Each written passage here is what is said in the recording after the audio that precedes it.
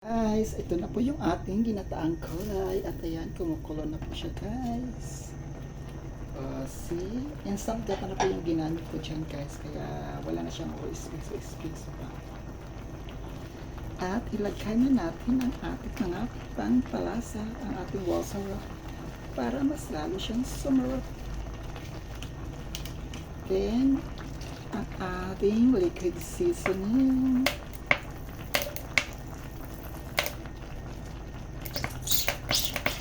Inubos ko na siya guys.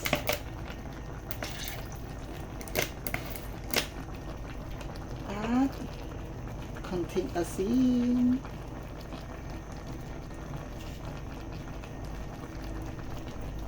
At mix natin siya guys. At tikman natin siya. Ayan siya guys. O meron siyang siling haba.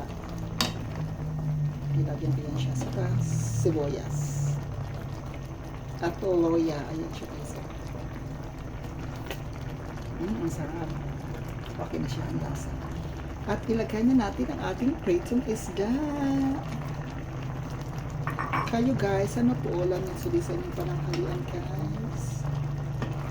I hope you like my videos guys. And more videos coming soon. Enjoy watching my videos guys and have a lunch everyone. Bye bye guys. Takpan ko na siya.